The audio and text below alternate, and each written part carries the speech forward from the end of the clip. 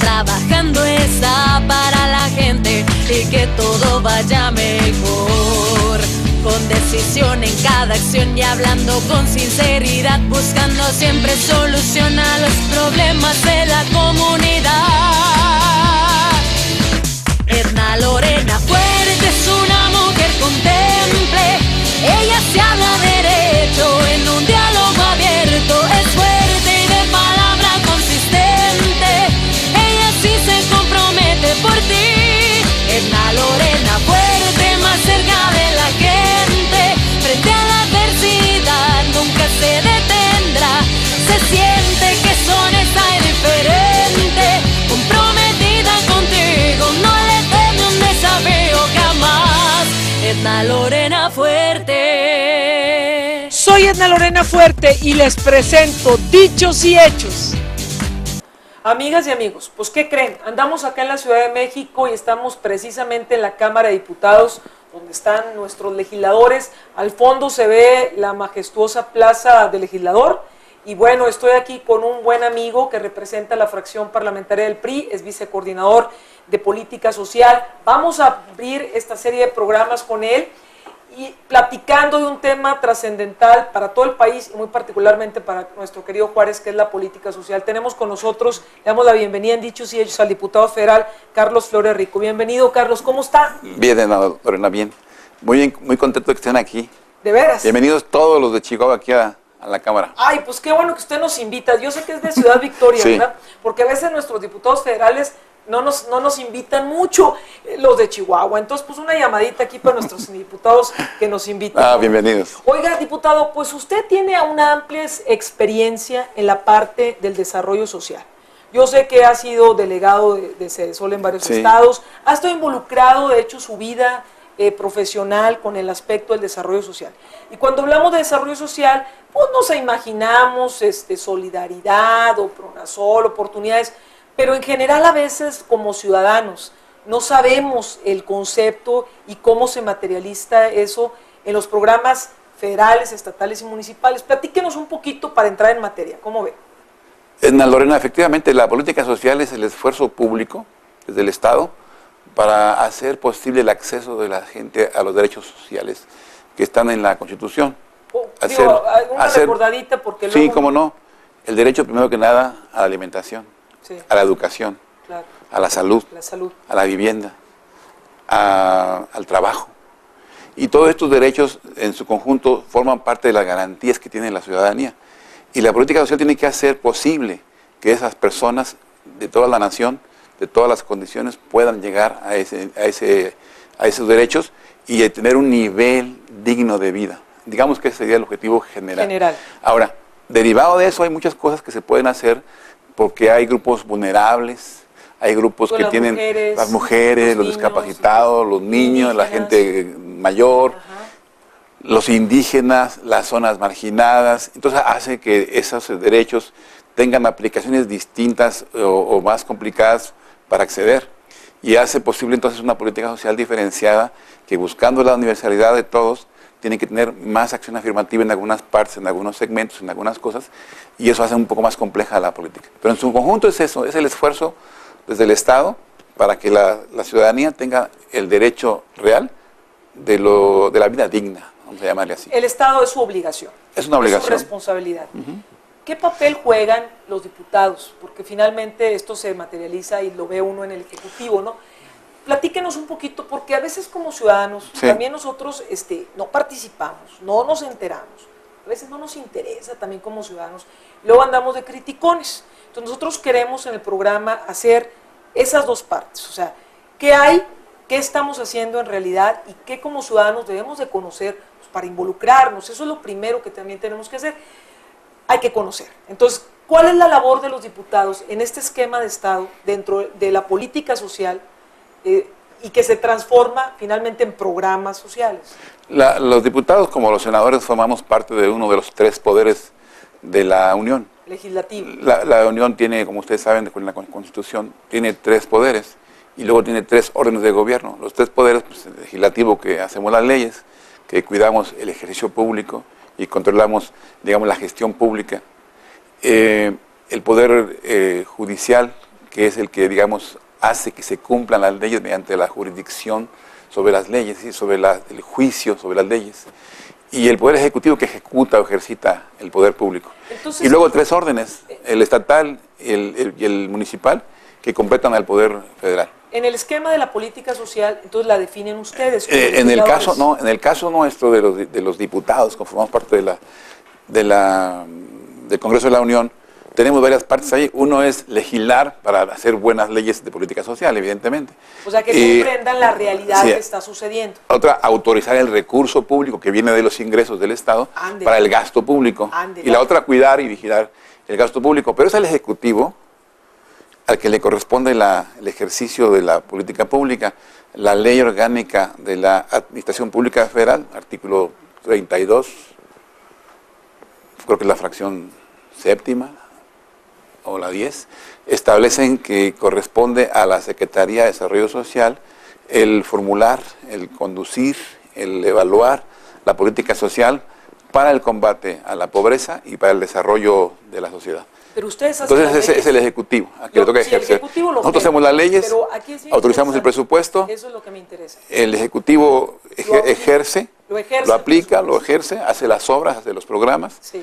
La propia Cámara de Diputados revisa la cuenta pública de estos ejercicios y en su caso acepta o aprueba la misma cuenta y renueva o refuerza o reforma la legislación que hace posible este ejercicio, digamos. Muy bien, en cuestión de leyes, o sea, nuestra sociedad, de hecho, el desarrollo social no se puede entender sin el movimiento. La gente se mueve, no es lo mismo el desarrollo social de los 90 que ahorita, o lo que se necesita, porque la sociedad está cambiando, la situación del crimen organizado, la polarización, influye en el famoso tejido social que ahorita está a la flor de todos los políticos, ¿verdad?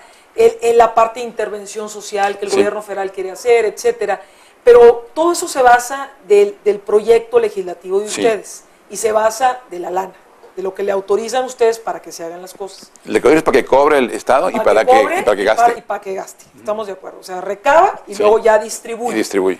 ¿Qué pasa cuando hablamos de que del 2008 al 2010, usted me corrige, ya tenemos más de 50 millones de pobres? Cuando andamos en... Muchos más. Bueno, ahora fíjese, peor. 58.5. Ay, caray, yo me quedé en los 52. Es que ahí tienes razón, lo voy a explicar muy rápido. Sí. El país se enfrenta ahorita a varios problemas, unos muy grandes. Uno de ellos es la pobreza. Sí. Pero junto con este, pues, evidentemente, el estancamiento económico, el problema del desempleo, el problema de la inseguridad y algunos otros. Pero yo diría que fundamentalmente lo que más ahora llama a nuestra preocupación es el tamaño de la pobreza. La pobreza tiene forma de medirse, de acuerdo con la ley, en 2 formas. Una de ellas la hemos llevado desde el año 92 para acá. Se llama una medición de la pobreza a través de los ingresos de las personas. ¿Cuánto ganas? Y cuánto se necesita y cuánto tienes. Y en función de eso, uno establece si la persona está en una calidad X de vida. Es cuando se le barrió ahí a nuestro hoy suspirante Ernesto Cordero, ¿verdad? Que con 6,000 pesos... Bueno, pero es un ejemplo, es un ejercicio ahí político. Sí. Entonces, esa medición de la pobreza se llama por ingresos. Sí. Esa tiene 3 categorías: pobre alimentario, pobre capacidades y pobre patrimonial. Y luego ya no pobre. En esa cuenta, es una cuenta, hay otra. En esta cuenta, el país tiene 57.5 millones de pobres patrimoniales. ¿De una población? De 112. Ay, caramba. Para el año 2010, que es la cuenta. 112. Esa cuenta se hace cada 2 años. Correcto. Bueno, en la cuenta de 2010, la metodología nos dio así 57.5 millones de personas en pobreza patrimonial, aproximadamente 21.8 millones en pobreza alimentaria. Esa es una cuenta. Pero hay otra cuenta nueva que la Ley de Desarrollo Social estableció desde el 2004 y que se aplica desde el 2008. En esa cuenta hay 16 variables, en la que hay 3 nada más, acá hay 16 variables. En una de las variables más importantes de la cuenta, ¿cómo se llama? Multidimensional, de la medición multidimensional, la otra fue por ingresos nada más. Acá se mide salud, seguridad social, vivienda, etcétera, alimentación. Acá los pobres, o como se llaman aquí en esta metodología, las personas que viven con ingresos menores a la línea de bienestar, es decir, para su gasto básico. ¿Cuál es la línea de bienestar? Hay una cantidad que es una canasta básica que incluye alimentos, transporte, vestido, educación, salud. Depende de la zona, pero... En esa cuenta nueva, ahí hay 58.5 millones de mexicanos en esa categoría. Sí. Ahora, hay una categoría más abajo que se le llama pobres moderados, que es bajo ingreso o bajo esa capacidad, pero también la tenencia de alguna carencia, además de ser de bajo ingreso, una carencia. Esos sí son 52 millones. Okay. Y luego hay una serie de... ejemplo de pobres moderados con una carencia, está pobre... digamos, el pobre es el cuyos ingresos no le alcanzan para vivir con dignidad básica, digamos. Sí. Que si gana abajo de eso, ya empieza a tener problemas para la renta, para la educación, para el transporte, para el sustento, para la... ¿Y ahí somos 52? Ahí somos 58.5. 58. Sí. Ahora, si a esos problemas de ingreso le agregas que no tiene una casa digna, entonces ya entra a los 52. Okay. O si agregas que tiene un problema de seguridad social, no tiene pensión, entonces entra a esa categoría de 52. Oiga, diputado, como que ya somos un montón. No. Y luego, yo le entiendo ahorita, estoy tratando de esquematizar lo que usted me dice. Por ejemplo. Obviamente viene la ley, pero así al botapronto, así el ciudadano común, ¿verdad? Pues entre tanto indicador, aunque reconozco que las estadísticas son importantes y hay que medir, la verdad nos hacemos bola. Antes yo me acuerdo que decían, vamos a conformarnos. Baja, media, alta, sí. Pero hay ahora muchos estados. Vamos a conformarnos para efectos prácticos, sí. en que en este momento el país tiene 112 millones de habitantes. 112. De esos 58.5, digamos que no tienen un ingreso suficiente para vivir con la elemental dignidad, digamos. ¿Y la miseria? La miseria es un concepto que no existe como tal técnicamente, pero hay unos parecidos. Por ejemplo, se puede decir pobreza extrema. En la pobreza extrema hay dos figuras. El que no tiene para los alimentos, digamos, que son 21.8 millones de personas, en la cuenta, decía yo, por ingresos, sí. O el que, además de no tener para los alimentos, tiene por lo menos 3 carencias más. Eso se llaman, en otra contabilidad, pobres extremos. Ahí son 11.7 millones de personas, según la cuenta que uno quiere agarrar, la metodología de ingresos o la metodología multidimensional. Oiga, pero para efectos prácticos de nuestra ciudadanía, aparte que son un montón, yo diría, ¿cuántos pobres hay en México? Yo diría, dicho con mucha seriedad, 58.5 millones. ¿Cuántos tienen problemas de carencia alimentaria? 28 millones. Ay, caramba. Como la veas, 28, 25, 32, es un mundo de gente que tiene, si uno lo ve, familias, y piensas en los hijos, las personas, la familia, la casa, eso es una cuestión bastante grave, ¿no? Digamos, desastrosa. Ahora, eso que existe, a esa parte se le agrega el ingrediente de la violencia. Bueno, ese es otro asunto. Uno puede pensar que está conectado o directamente vinculado, pues hay muchas cosas que indican que sí, aunque no es una cuestión mecánica, pero sí. A la situación de prostración económica y social se agrega evidentemente la disfunción social, la falta o la ruptura de la cohesión, o lo que le llaman ahora la ruptura del tejido social, o sea, de este entramado que hace que haya la convivencia armónica. Sí.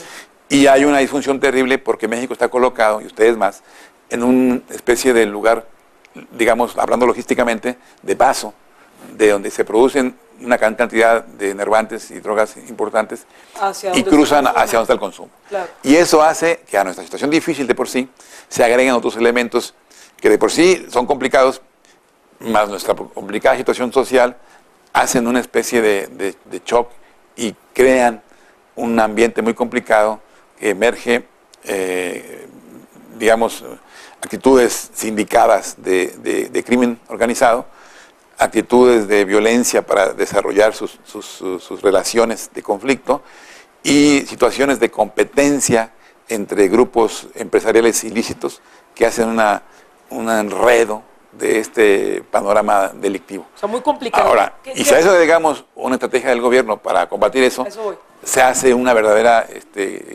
complejidad que para el ciudadano común a veces no alcanzamos a comprender dónde estamos, qué está pasando y de qué tamaño es y qué podemos hacer para aminorar, reducir o inclusive erradicar. ¿Qué están haciendo nuestros diputados en leyes?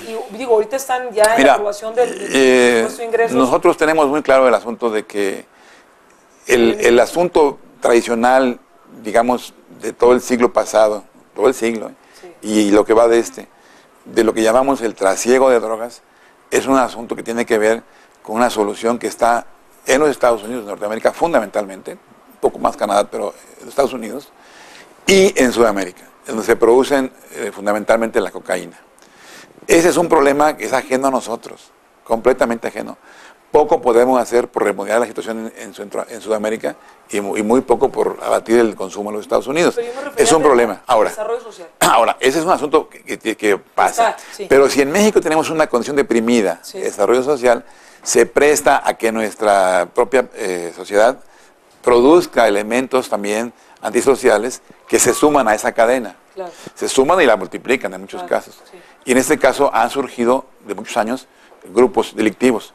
En los últimos 15 más o menos, estos grupos se han sindicado de mayor magnitud y complejidad y ahora se denominan carteles. Estos grupos empresariales ilícitos se dedican a eso.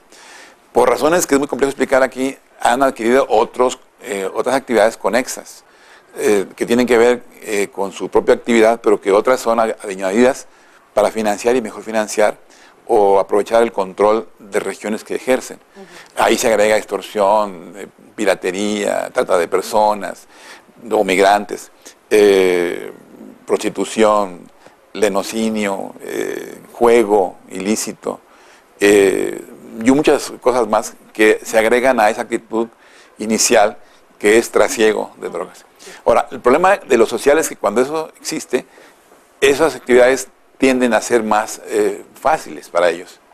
Si agregas a eso un problema en nuestro sistema de justicia y seguridad, pues entonces tú ya tienes todo listo, claro, un asunto de necesidad de un mercado consumidor, claro, de una nación productora de enervantes, una sociedad con gran nivel de pobreza y desigualdad, un problema del sistema de justicia, que hay una alta impunidad, y además problemas también de policía, de prevención, pues tenemos una bomba, ¿no?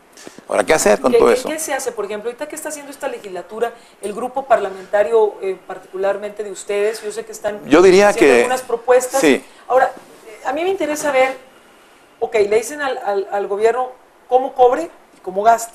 A veces nosotros vemos que, bueno, ¿por qué se gastan infinidad de recursos en planes y se llama de una forma y se llama de otra forma?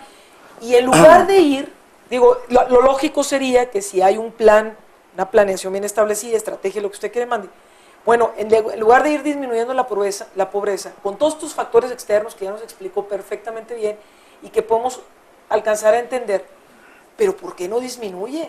¿Por qué se siente que vamos más para atrás que para adelante? Digo, yo quisiera manejarlo en términos generales, diputado, y luego concentrarnos a un foco, pues que es nuestro Juárez, la frontera norte, por supuesto, con todo sus características y muy particularmente a Juárez. Mira, yo quisiera, como ustedes son de Juárez, una ciudad fronteriza que es característica, desde Tijuana a Matamoros es una situación más o menos parecida, diferente de tamaño por las conurbaciones, pero en lo general es un problema muy similar. Ustedes tienen una gran virtud y un gran problema. La virtud es que son la puerta de la nación para exportar y para importar, y para la relación binacional de poblaciones que mutuamente se necesitan. Eso es una cuestión que la historia les dio. Sí, muy bien. Está. Con drogas y sin drogas, esta relación está. Sí. Y con problemas de miseria o sin miseria, es una situación que ahí está. Ahora, se complica mucho porque como el país está postrado en una gran parte de sus territorios, hay expulsión de personas por la situación económica o social o de discriminación o étnica o hasta religiosa. Pues los focos de atracción son las grandes ciudades, México, Guadalajara, ¿no? Monterrey, etcétera, y en el norte algunas, Tijuana, pero normalmente Tijuana, ¿no? Pero normalmente el asunto es hacia el norte. La gente va en búsqueda de un mejor destino. A veces frustrado, pero bueno, es un sueño que hemos alimentado durante décadas. Y en las fronteras, pues se recibe ese flujo, que viene con todo y virtudes y con todo y defectos. Y en ese momento también se agregan aquellos amigos que por razones de la situación que vivimos tampoco tienen capacidad de pasar legalmente. Entonces buscan pasar de una manera, pues, como sea posible. Ahí ya hay problemas de legitimidad y de legalidad y de riesgo. Y luego hay unos que, como saben ustedes, regresan por su propio pie decepcionados o bien que les fue, o bien deportados. O bien, sí. Y entonces, pero muchos se quedan ahí. Sí. Entonces ha hecho que esas ciudades crezcan históricamente durante décadas a ritmos mucho mayores que el resto del país, con los problemas también de servicios de provisión hasta de alimentos, de transporte, de educación, de salud, que injustamente padecen estas ciudades como a lo mejor injustamente también reciben los beneficios de ser puerta logística. Pero bueno, eso es parte de ser una federación o de una nación. Sí. Entonces, en ese sentido, nosotros, ¿qué decimos como legislativo?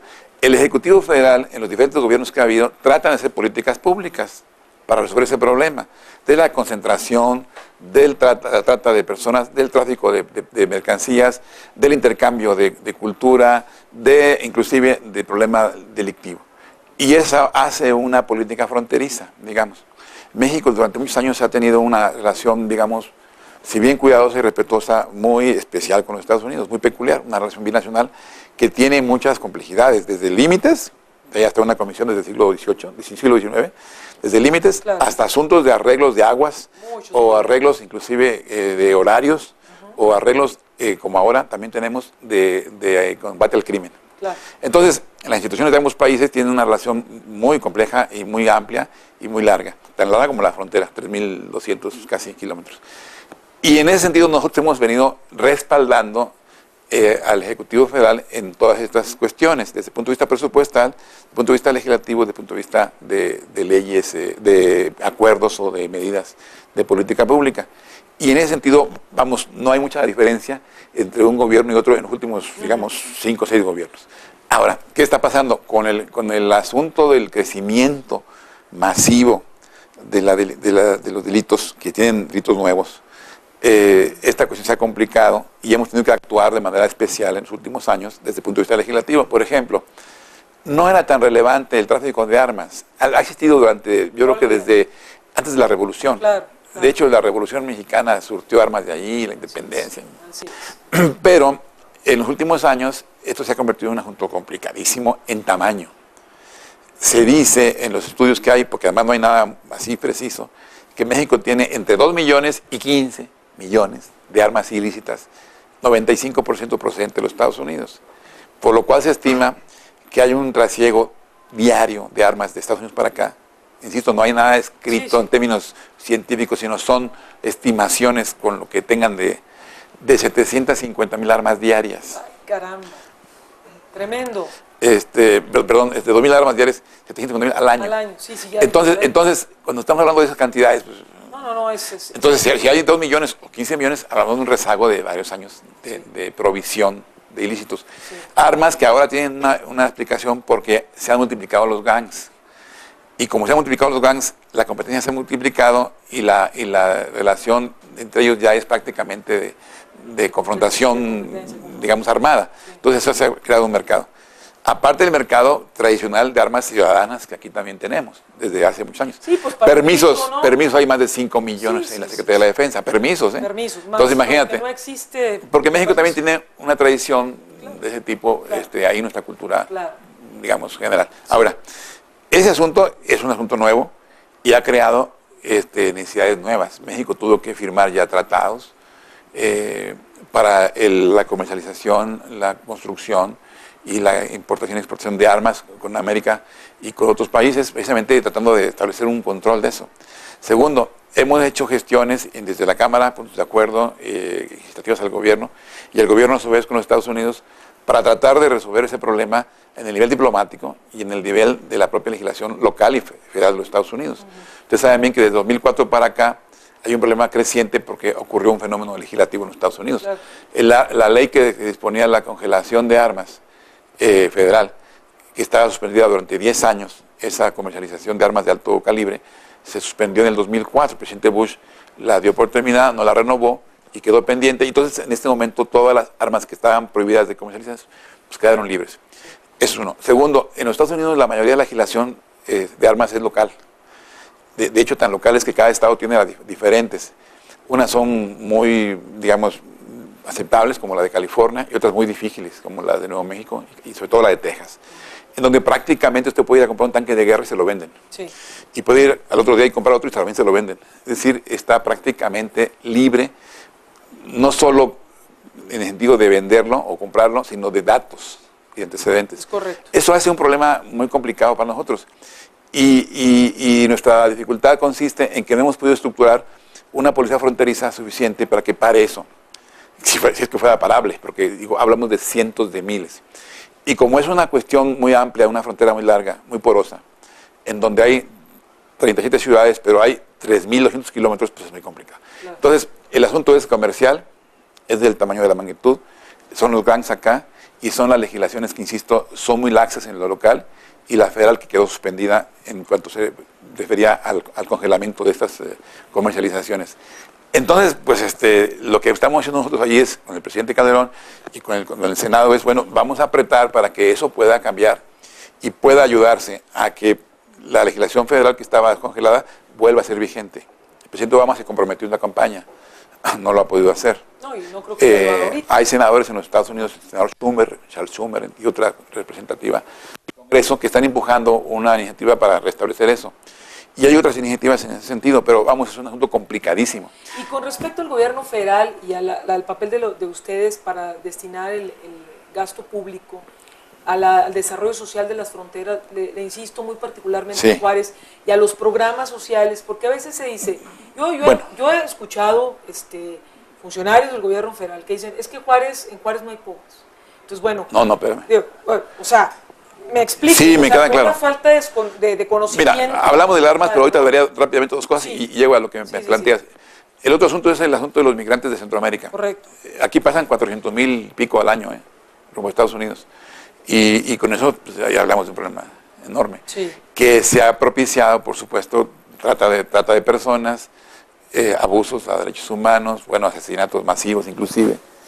No se han explicado bien, pero se entiende o parece ser que tienen que ver con el asunto de la trata de personas y seguramente con el reclutamiento de los carteles. Uh-huh. Bueno, lo que hicimos aquí fue crear una ley de migrantes que acaba de entrar en vigor hace unos 2 meses y que es una ley generosísima, reconoce los derechos humanos de los migrantes, acepta la posibilidad de darles educación y salud a sus hijos que van en tránsito, se despenaliza la indocumentación irregular de personas para tráfico migratorio, ¿no?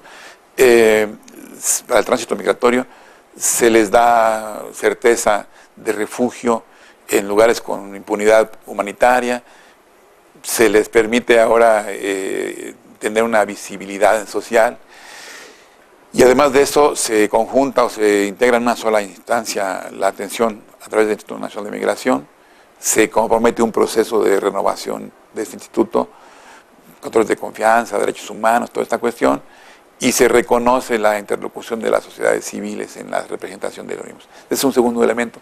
Es un poco lo que quisiéramos nosotros que ocurriera en Estados Unidos con los paisanos, ¿no? Y en tercer lugar, hemos trabajado recursos especiales para las zonas conurbadas de todo el país, en particular de las zonas del norte, que tienen este problema, ¿no? Pero hemos visto que aún esas 3 cosas son insuficientes.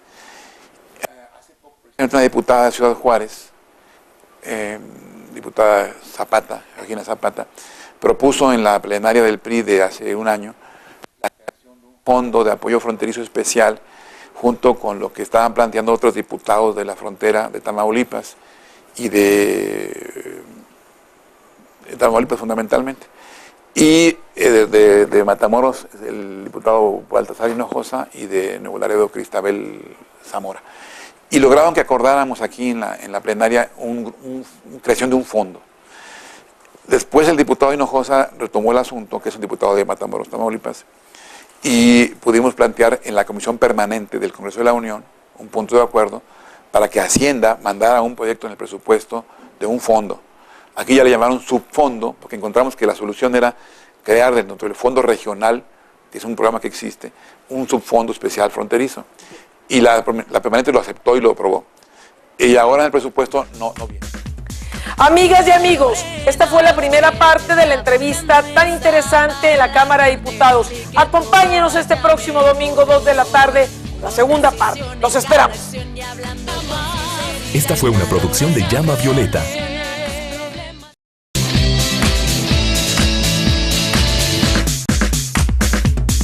Edna Lorena, fuerte, trabajando está para la gente y que todo vaya mejor. Con decisión en cada acción y hablando con sinceridad, buscando siempre solución a los problemas de la comunidad. Edna Lorena, fuerte, es una mujer con temple, ella se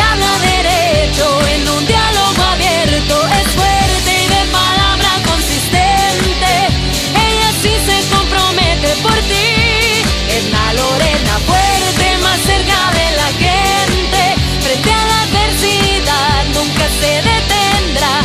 Se siente que son esa diferente, comprometida contigo, no le teme un desafío jamás. Edna Lorena fuerte. Soy Edna Lorena Fuerte y les presento Dichos y Hechos.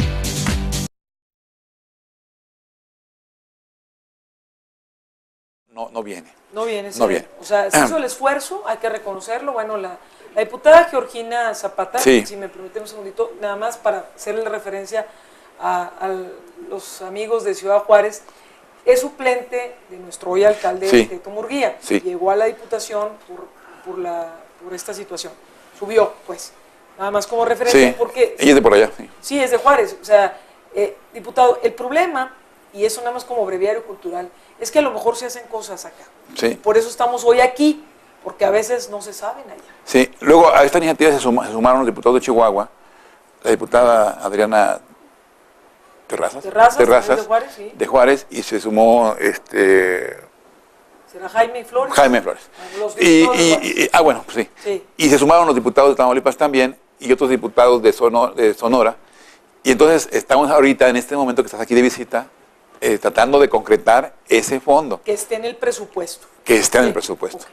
Vino el gobernador de Tamaulipas y vino el gobernador de Chihuahua y se los comentamos. Ellos se pusieron muy contentos de que esto fuera a ser posible. Y tienen todo, ellos expresaron su consideración y bueno, pues su deseo. Sí. Porque ambos estados tienen el gran problema. En el caso de Chihuahua, pues Juárez, pero en el caso de nosotros en Tamaulipas, pues Nuevo Laredo, Reynosa, Matamoros. Están un poquito peor. Estamos muy complicados, porque además son ciudades muy grandes todas estas. Ahora, ya vamos a suponer, están ahorita en la lucha legislativa. Y yo creo que tenemos buenas posibilidades. Bueno, vamos a suponer que sí sale. Sí. El subfondo. Sí. ¿Cómo se aplica? Yo en lo particular, desde que escuché a la diputada esta de Ciudad Juárez, una jovencita Zapata, le dije que me parecía muy bien, pero que había que primero ver de dónde salía el recurso, segundo, y ver para qué. Sí. ¿Para qué? Porque yo creo que es un asunto que, como es de la nación y de la federación, debe tener una visión triple. El gobierno federal debe participar en ese fondo, pero también tenemos que dar las posibilidades de ejercicio de libertad creativa y potencialidad al Estado y al municipio. Claro. Es decir, no puede ser que desde acá nosotros le digamos a CEDESOL, oiga, aplique eso, porque entonces yo creo que puede ser junto con pegado. Porque nadie más que los que están ahí saben. Sí. Pero nosotros entendemos que es un asunto que la República le debe a la frontera.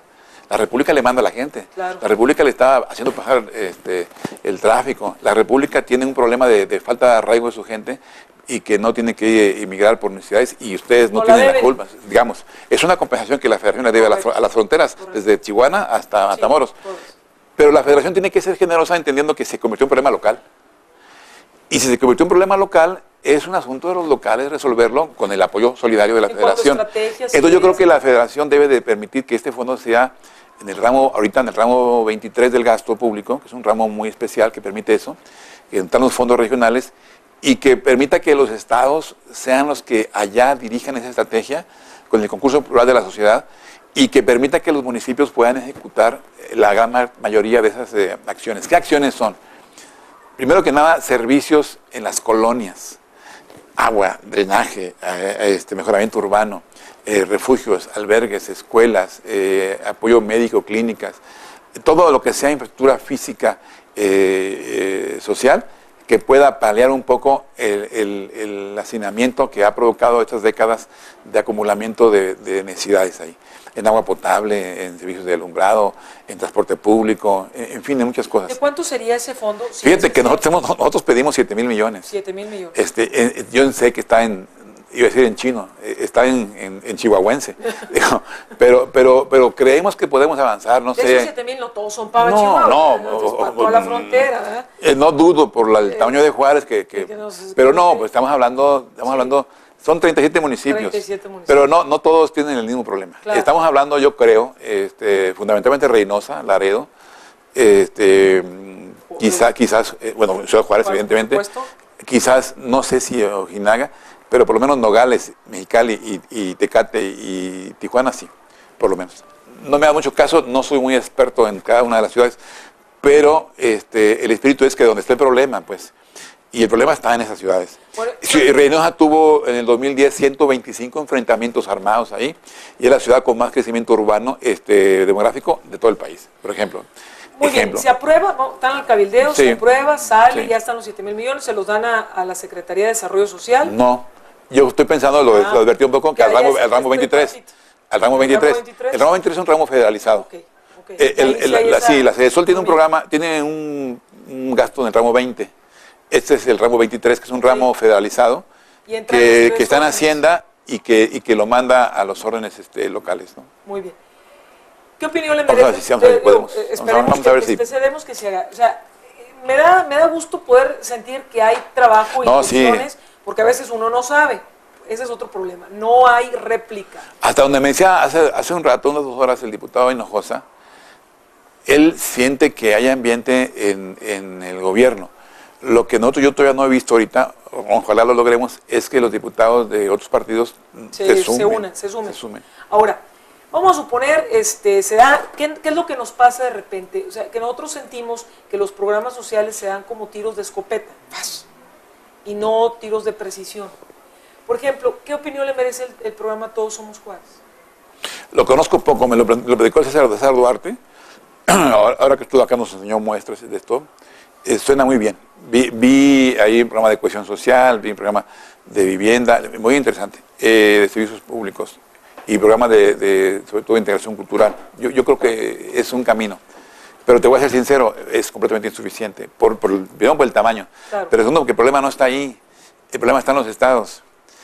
El asunto del fondo fronterizo tiene ese problema que es, a ver, atacamos las consecuencias del problema o el origen. Claro. Y en este momento ya la junta está tan grave que hay que atacar a los dos lados. Okay.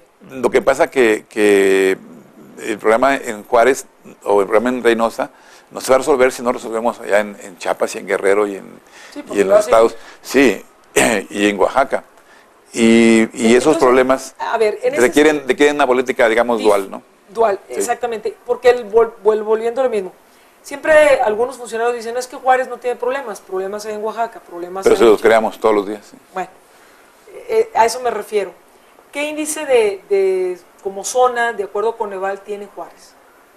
Fíjate que es un problema increíble. Porque yo lo invito, de veras, sí. Igual, cuando tenga usted oportunidad, sobre todo por el puesto que tiene el ámbito de la vicecoordinación de desarrollo social de la fracción del PRI, si bien es cierto que el PRI, pues también vamos a invitar a los demás partidos, a que vayan y vivan Juárez, más allá nada más de Anapra, porque Juárez tiene 2 mundos, la zona poniente de la ciudad y la zona oriente de la ciudad.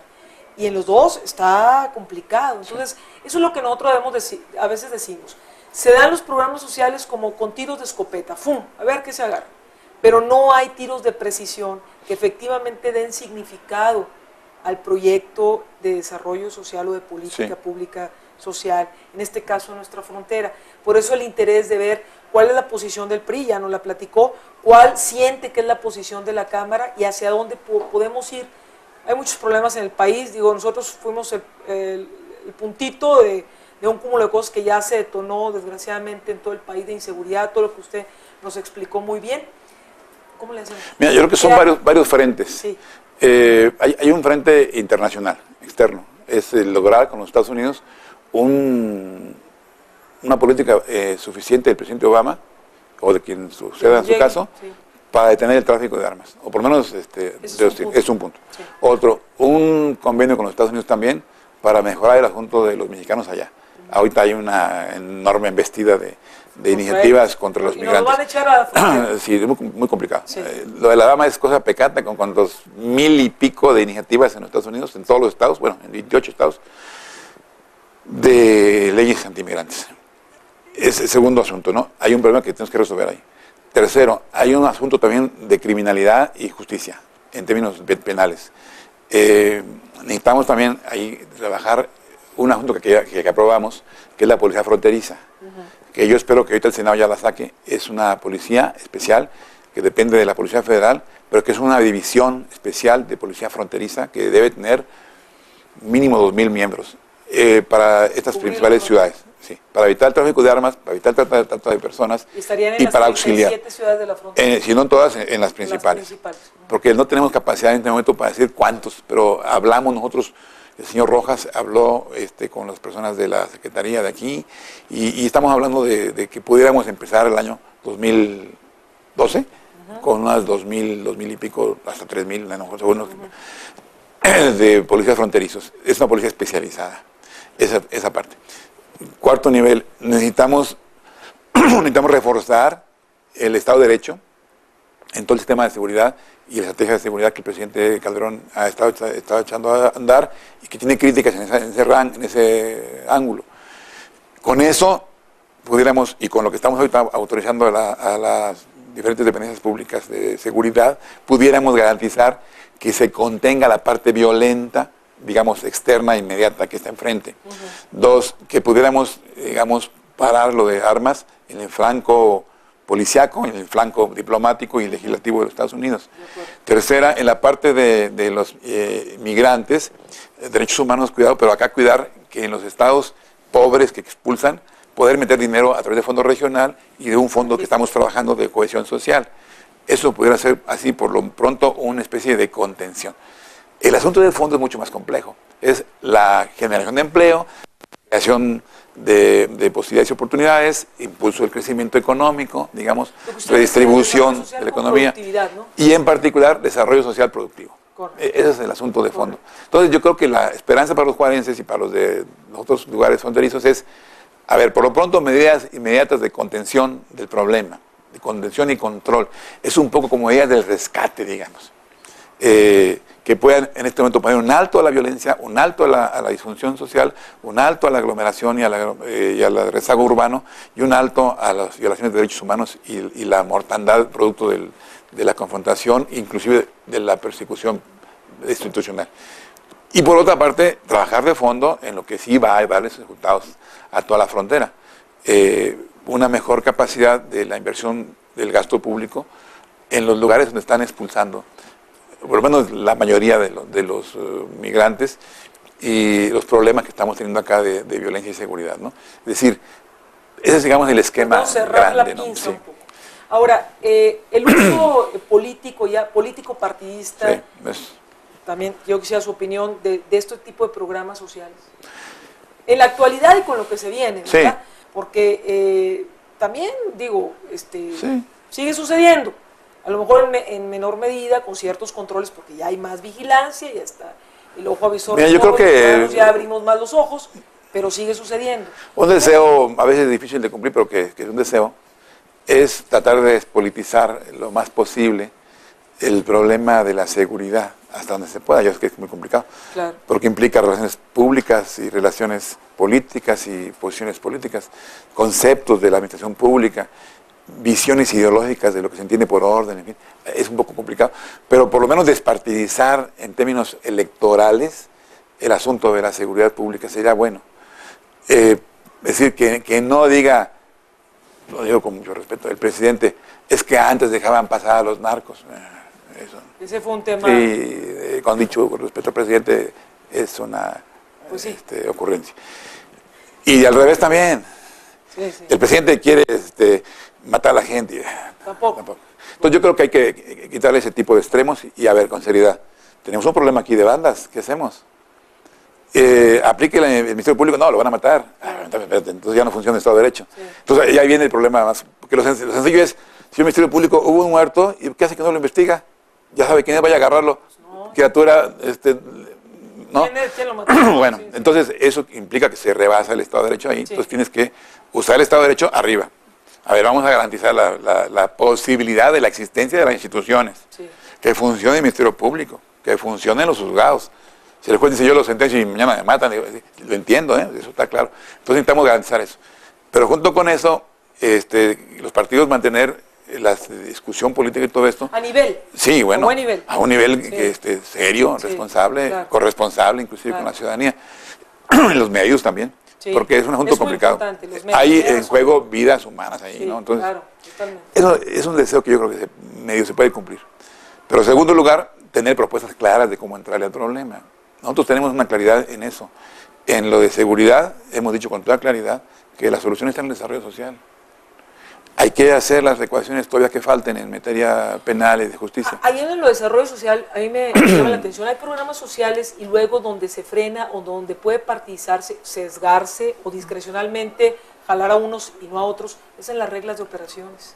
¿Tienen algún tipo de, ustedes como legisladores, de repente reuniones, supervisión, pues las reglas de la vivienda, el piso firme, tanta cosa, ¿no? Mira, las reglas es un asunto, aquí que en la Cámara es como tocar así, está el dedo en la llaga, sí. Porque es una facultad del Ejecutivo, sí. del Constitucional. Y ahí no, pues no. Pero la Cámara tiene, porque la ley lo dice, la Ley de Desarrollo Social, opinión, sí. Pero opinión. El año pasado mandamos cerca de 200 observaciones. A las reglas de operación. ¿Y sabes cuántas nos hicieron caso? Sí. Ni una. Sí, claro. Anoche aquí estuvo el secretario de Desarrollo Social, que por cierto está mucho en Juárez, por cierto. Es un tipo simpático, muy comunicativo, ¿no? Pero no resuelve nada. Es decir, dijimos, y nos dijo, vengan, quiero que vayan a Juárez y vean lo que estoy diciendo en Juárez. Ustedes mejor que yo lo van a juzgar. Pero lo que quiero decirte es... Sí, lo vamos a juzgar. Lo que quiero decirte es que las reglas es un asunto muy complicado. Pero ahí está la clave. Pero la clave es que la Cámara no va a dejar ni un momento de estar cumpliendo la observación y la opinión. Okay. Son reglas que tienen que ver con el par y paso, o sea, con la parte que ponen los estados de los gastos, con la forma en que las personas se caracterizan como pobres o no pobres o sujetos del beneficio, que tienen que ver con los montos de ayuda, de apoyo, que tienen que ver con las normas de inclusión o exclusión. Exactamente. Asunto complejo. Pero en lo general, yo diría que en este momento enfrentamos un gran problema. El presupuesto 2012 viene con una propuesta muy amplia, muy generosa para adultos mayores. Pero eso hace que los otros 17 programas vengan a la baja. ¿Otros de los 17 cuáles serían? Oportunidades. A la baja. Sí. Opciones productivas, empleo temporal, hábitat. Empleo temporal también a la baja. Sí, todos estos. ¿Por qué? Porque hace un castigo de dinero para poderlo llevar a cumplir una meta importante. Una meta que no se desconoce, por supuesto. Sí. Darle pensión universal a los adultos mayores es una gran cosa. Sí. Nada más que hay un problema. No podemos. ¿De dónde? Porque los demás programas se van a tener que mermar. Claro. Entonces es difícil decir, no, yo no quiero. ¿No quiere? Muy bien, le van a dar a los electores. No, espérate, pero ¿qué hago con todos los demás programas? Entonces es un asunto complicado. En este momento estamos en esa discusión. Muy bien. Pero yo creo que la ciudadanía está tranquila porque todos los partidos estamos coincidiendo en los objetivos fundamentales. Uno, universalidad de la salud. El presidente Calderón ahorita ya está a punto de conseguir, según nos informa, la universalidad en el seguro popular. Está bien. Nada más que hay un problema, los hospitales no alcanzan, pues sí, los medicamentos no alcanzan, la persona no alcanza. Entonces hay que acopiar los esfuerzos de la sociedad para que eso sea posible. Pues sí. Entonces el presidente, bueno, pues por lo menos yo ya los escribí, pues sí, pero, se agradece, pero todavía no es posible. No hay curitas. Hay 38 millones de mexicanos sin seguridad social, sin acceso al servicio de salud. Entonces, sí están en la nómina. Ya usted se inscribió en el Seguro Popular, ya tiene derecho, pero no hay medicamentos, no hay medicinas. Hospitales están a veces... Y van al seguro, va a la lista, tenemos muchos problemas. Entonces ahí hay un asunto, pero, claro, pero todos estamos de acuerdo en eso. Muy bien. Universalidad de la educación pública a nivel media superior. O sea, no solo la primaria, la secundaria, la prepa, el bachillerato, en sus diferentes modalidades. Sí. Acabamos de votar, el Senado acaba de votar, claro, regresó para acá, ya la votamos, ya se va a publicar, o ya se publicó en estos días. Ahí estamos todos. Ahora, está a plazos, no es para el 2012, pero ya. Ahí va. Todos estamos, trabajar en la infraestructura para eso también. Todos estamos de acuerdo en la universalidad de la pensión universal a adultos mayores. Hay discusiones menores. Ahorita, por ejemplo, el presupuesto ya lo traería, ahorita. Pero a ver, espérate, está bien, pero no puedes cuidar lo demás. Entonces vamos a ver cómo lo construimos para que en 2 o 3 años eso sea real. Ahorita por lo pronto no está siendo así. Ahorita nada más tienen pensión universal todas las poblaciones de adultos mayores 70 y más que estén en ciudades o comunidades de 30,000 o menos. Las ciudades arriba de eso no lo tienen. Entonces, ¿y qué hacen ahí? Hay que hacerlo. Pero para hacerlo hay que descontar a los que ya tienen pensión. Claro. Y a los que no tengan pensión, pero no tienen necesidad. Y a los que... Sí. Para rendir el dinero. Y para que llegue para que sea, digamos, redistributivo. Sí. Eso está ahorita ya en el presupuesto, pero no está como ley. Entonces, lo queremos hacer ley. y ponerle con toda solvencia de dónde va a salir ese dinero, pues si no. Cuarto, todos estamos de acuerdo en mejorar la calidad de la educación. Ahí tenemos un problema muy grande. Sí. Somos el penúltimo lugar en calidad en la OCDE. O sea, damos la clase dando niños, mira como están aquí en la cámara. Sí, sí. Pues sí, muy bien más que le agarras, le preguntas de lectura y no pasa, ¿no? Matemáticas, pues no pasa. Somos el 31 o 32 lugar de los 34, ¿no? Sí. Y algunos llegamos a ser diputados, sí, inclusive. Sí. Pero bueno, entonces quiero decirte que ahí hay un compromiso con la calidad, que tiene que ver con la relación con el magisterio, sí, que es otro asunto bien complicado, muy complicado, que tiene que ver con la estructura física de las escuelas. Tú sabes que la mitad de las escuelas son de un saloncito. Así es. Y que la mayoría de ellas son multigrados, o sea, todas las clases en una sola aula. Y bueno, y que luego hay un 25% más de las escuelas que no son de 1 a 6. Entonces hablamos de un problema también de calidad en la aula misma, ¿no? Sin pizarrón, sin salón, pues. No se puede. Y los mismos maestros, ¿no? Bueno. Y tenemos un problema también